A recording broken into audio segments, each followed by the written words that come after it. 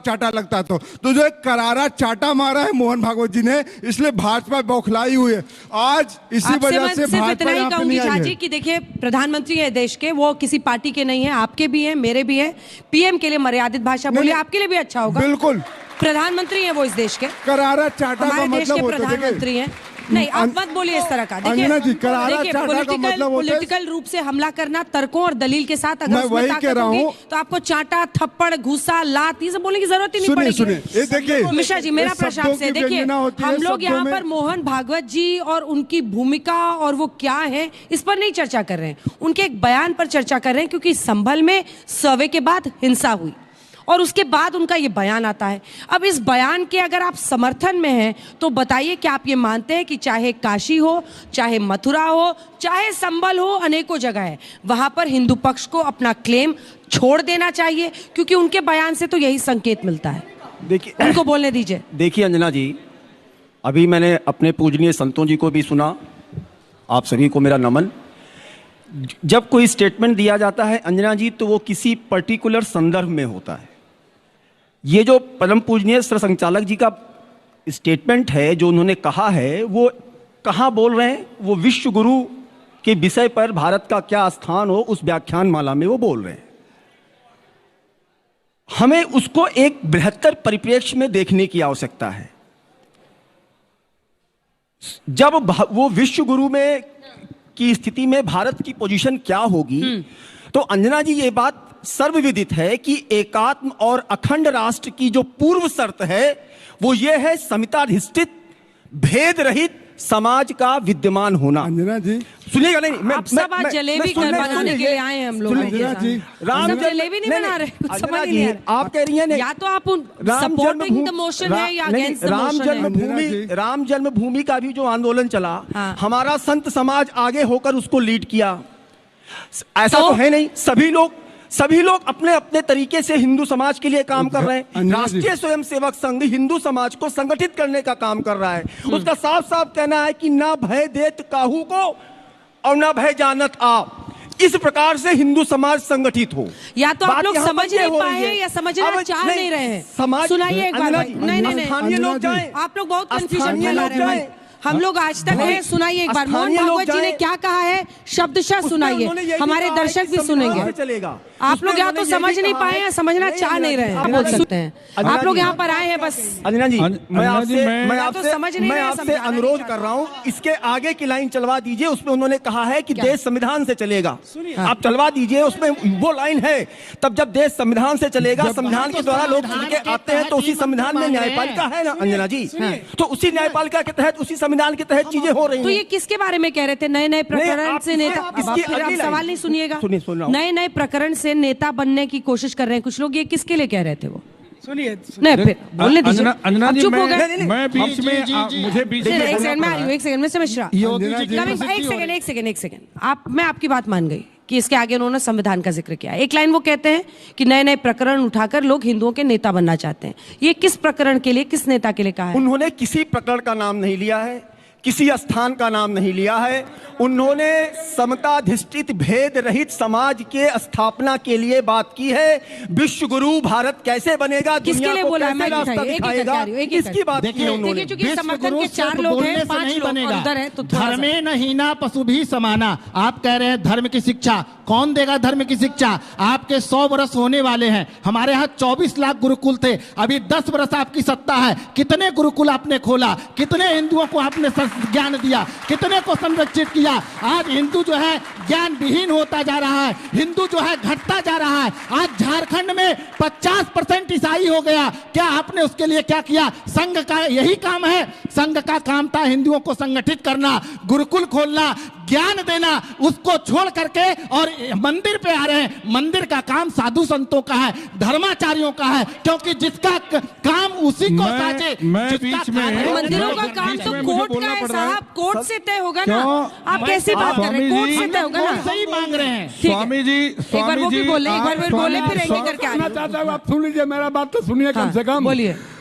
आज से कोरोना आया था, उस समय यह मोहन भागवत का बयान था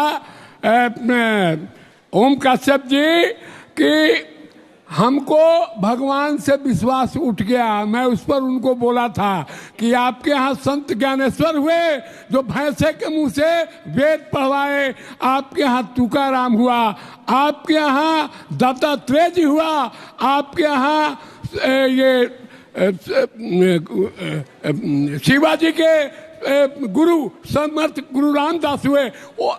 आप डर गए हो भगवान से, कम से लोगों को तो मत डराओ। ये बेतुका बयान देते रहते हैं, मोहन जी का आदत है। आज जोगी शिष्य डर रहे हैं, जो ये नहीं खुले बोल रहे हैं कि कुछ हिंदू के नेता बन रहे हैं। ये जोगी जी से ही लोग अब डर गए हैं, क्योंकि जोगी जी स्वामी जी हिंदू का नेता रह गया है। आप जो बात बोल रहे हैं वास्तविकता यह है कि आपने संघ को समझा ही नहीं।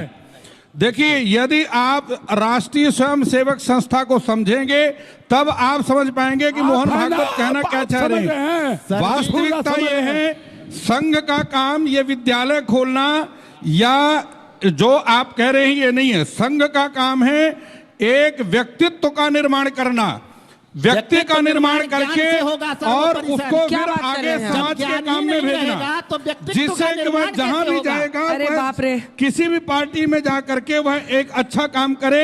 संघ का काम एक व्यक्तित्व बनाना, व्यक्ति बनाना, अच्छा व्यक्ति तैयार करना, देशभक्त व्यक्ति तैयार करना, और हमारे वो जहां भी जा करके देश के हित में काम करे। आप संघ के समर्थन में आ रहे हैं, संघ वाले पीछे पड़ जाएंगे आपके। नहीं, मैं संघ तो राष्ट्र निर्माण की बात करता है, आप व्यक्ति निर्माण की बात कर रहे हैं। क्या कर रहे हैं? राष्ट्र कब बनेगा? जब व्यक्ति अच्छा बनेगा, वो सत्ता में जाएगा, वो किसी पार्टी में जाए। आपको बता दूं कि एक बार संघ ने केवल बीजेपी की नहीं दूसरी पार्टी का समर्थन भी किया था, और देश के अच्छे काम के लिए। संघ का काम है सशक्त देश को तैयार करना, और समाज की जो आप श्रुति कहती है कि सहना भवतु सहनौ भुनक्तु सहवीर्यं करवावहै। जाने के बाद एक गुरुकुल नहीं खुला। हमारे बच्चे सब गुरुकुल खोलना संघ का काम नहीं है। संघ का काम सशक्त देश का निर्माण करना है, सभ्य समाज का निर्माण करना है, और भारत देश को विश्व गुरु बनाना है। दीपक झा जी, यदि आप चाहते हैं कि अच्छे देश का निर्माण हो, अच्छी सरकार को लेकर आइए। जब बात आती है संघ की, तो आप लोगों को देश को समझना पड़ेगा, पूरे देश को। अंजना जी चुप रहा, सरकारी बनाने लगते हैं, अंजना जी निर्माण। जब देश में बात आती है संघ की, तो संघ को आप लोग समझ लो। 1947 में जब बिल पास हो रहा था, हिंदू कोड बिल, तो संघ ने इसका विरोध किया था। जब महात्मा गांधी आजादी की लड़ाई लड़ रहे थे, तो उससे संघ दूर था। सुभाष चंद्र बोस जब संघ देश में आजादी की लड़ाई लड़ रहे थे, तो संघ उससे कोसों दूर था। आजाद चंद्रशेखर भगत सिंह जब देश में फांसी खा रहे थे, तब उससे कोसों दूर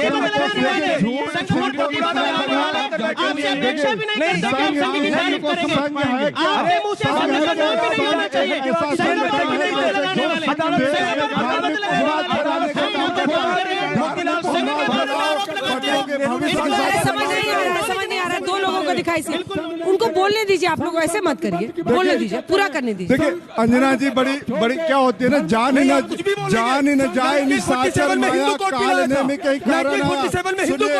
सुने मेरे से नहीं है। आप 16 संस्कारों के नाम बताइए, अगर सनातनी है तो 16 संस्कार के नाम बताइए। पढ़े लिखे हैं नहीं, आते हैं संघ की बात करने, देश की बात। किसको कह रहे हैं पढ़े लिखे? मैं कह रहा हूँ इन लोगों को 16 संस्कार बताइए, 16 संस्कार बताइए, 16 संस्कार बताइए, 16 संस्कारों के नाम बताइए सनातन पद्धति में। अंजना जी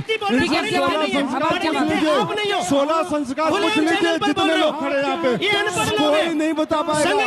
सनातन वैदिक परंपरा के अनुसार 16 संस्कार होते हैं, किसी से पूछे कोई नहीं बता पाएगा। मैं चैलेंज करता हूँ इन लोगों को, नहीं बता पाएंगे। जवाब दीजिए, अब जवाब दीजिए। अब सुनिए, जवाब सुनिए। एक बात तो तय है कि मोहन भागवत जी ने झगड़ा तो लगा दिया है सब में। 16 संस्कारों के नाम नहीं पता है, और आते हैं यहाँ पे।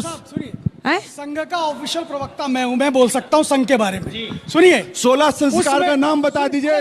वैदिक परंपरा में देश आपको सलाम करेगा। 16 संस्कारों का नाम पता नहीं है, सनातन का पाठ पढ़ाएंगे, वैदिक परंपरा का पाठ पढ़ाएंगे।